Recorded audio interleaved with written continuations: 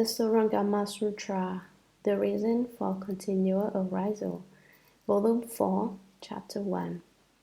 Sutra.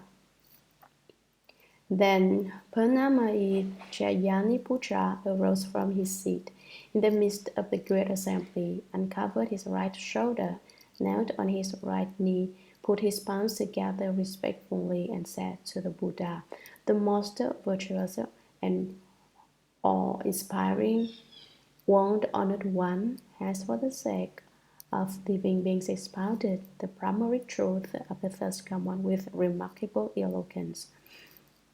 Commentary. Then, after Ananda had finished speaking his verse in praise of the Buddha, Purnamaichayaniputra arose from his seat in the midst of the great assembly. Purnamaichayaniputra means son of fulfillment and compassion. Fulfillment was his father's name. Compassion was his mother's name. He immediately stood up. The Buddha's disciples were especially respectful toward him. When he wanted to ask a question, they stood in reverence. He uncovered his right shoulder. In Chinese sash is tied.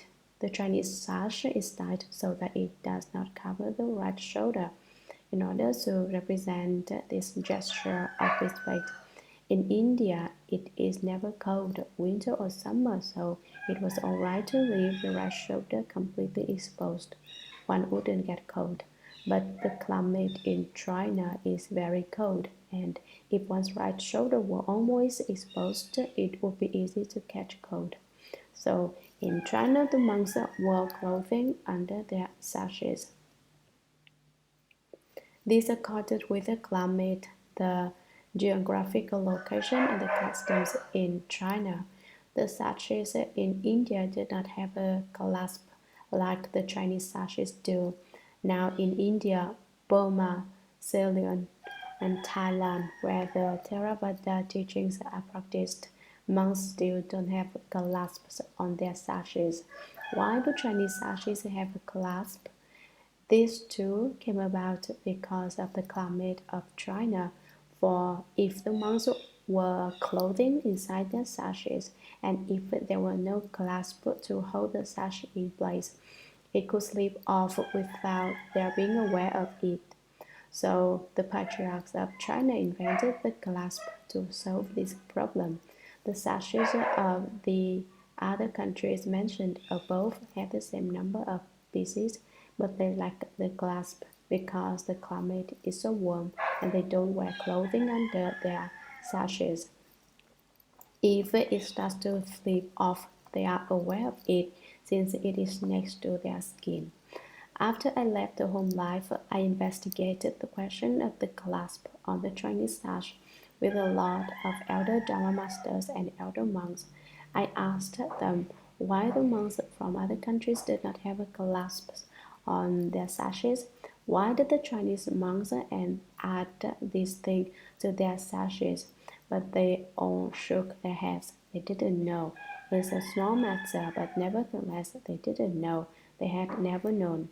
In the end, then who told me? No one told me. I just compared the climate in China to that of the other countries and figured out for myself that the first patriarchs who came to China must have invented the clasp to make it more convenient to wear clothes under the sash. When I brought up my opinion, the elder Dharma masters and monks said, "Oh, of course, that's how it was. Probably that's how it was, and it was a small question, so no one had stopped to think about it.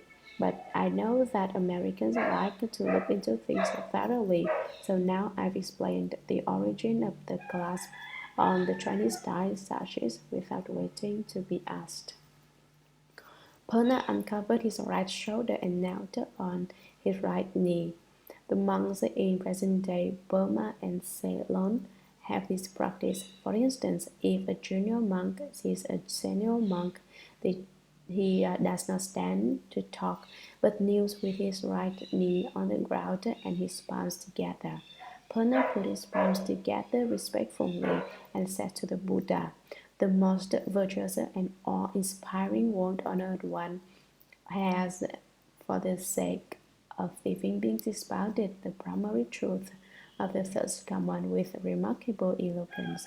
He said that the Buddha is one of awesome virtue who can subdue all the living beings in the three realms. His awesomeness has the power to cause all living beings to submit. His virtue moves all living beings so that when they hear his name, they change their forms and become good.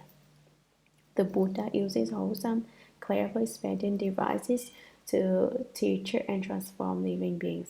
He speaks the Dharma for the sake of living beings.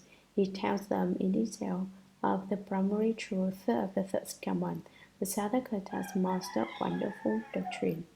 Sutra. The word honored one often singles me out as the foremost among speakers of Dharma. But now, when I hear the wonderful and subtle expression of the Dharma, I am like a deaf person who, at the distance of more than 100 paces, tries to hear a mosquito which in fact cannot be seen, let alone heard. Commentary. Purna has just bowed to the Buddha and made a request. Why did he do that? Because he had some doubts. Right now, Ananda doesn't have any doubts, but Purna, first among those who speak Dharma, has given rise to doubts. He is not clear about the Dharma that the Buddha has spoken. Therefore, he says, the word honored one often singles me out as the foremost among speakers of Dharma. You often choose me as the best among those who lecture the sutras and speak Dharma. I, Purna, rank number one. He expresses well the wonderful meaning of all Dharmas. If the sutra were being explained now by Purna, flowers would rain from the heavens and golden lotuses would well up from the ground. It wouldn't be like my dry and bland explanation which puts my listeners to sleep. The Dharmapurna spoke was the foremost, most subtle and wonderful of Dharmas. He excelled in distinguishing the characteristics of all Dharmas. But now, when I hear the wonderful and subtle expression of the Dharma, I am like a deaf person who, at a distance of more than 100 paces, tries to hear a mosquito, which in fact cannot be seen, let alone heard. His meaning is that someone who is truly deaf, of course, cannot hear such a small sound as the hum of a mosquito if he is more than 100 paces away from it. You can't even see a mosquito at that distance. This represents the fact that the Dharma the Buddha speaks is the most subtle and wonderful to the ultimate. Therefore, though Purna hears it, because he is in the Dharma assembly, he is like a deaf person. He doesn't understand. So, if there are people in the present who don't understand the sutra, it's no wonder. You see, even Purna, who was foremost in speaking Dharma, had questions and said he didn't understand. In fact, he says he's deaf. Whether you understand or not, you all can at least hear the explanation of the sutra. This is 100 times better than Purna. Don't be so hard on yourself. When the Buddha spoke the Avatamsaka Sutra, adherents of the two vehicles could not see the 1,000-foot Nishyanda body of the Buddha. Instead, they saw the Buddha as a venerable 6-foot tall bhikshu. When the Buddha spoke the Avatamsaka Sutra, some of his listeners had ears but did not hear the Buddha speaking Dharma. Purna is in a similar situation here. He certainly is not scolding the Buddha, nor is he saying that he does not believe the Dharma the Buddha speaks. It's not that he doesn't believe it, he hasn't understood it. That's what this analogy represents. Some people explain this phrase wonderful and subtle expression of the Dharma as meaning a very small sound. They say that the Buddha spoke the Dharma in a very quiet voice. They say that subtle here means small, but that explanation is not correct. Subtle means rare and esoterically wonderful.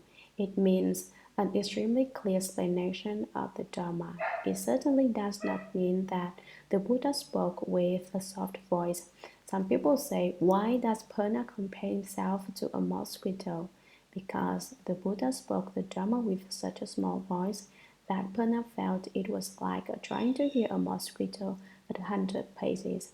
There are a lot of Dharma masters who swallow the dead whole, so to speak. They don't know the flavor of the taste. They explain it like this. Basically, a deaf person can't hear anything, even less can he hear the Buddha speaking Dharma when he speaks with a small voice as the sound of a mosquito. But this rendering of the words of the text is incorrect. Purna is using an analogy. Some people misunderstand the saying, oh, is Purna slandering the Buddha by calling him a mosquito? That is not the case. You should not have that kind of doubt. In his analogy, Purna likens himself to a deaf person. It's not that he likens the Buddha to a mosquito.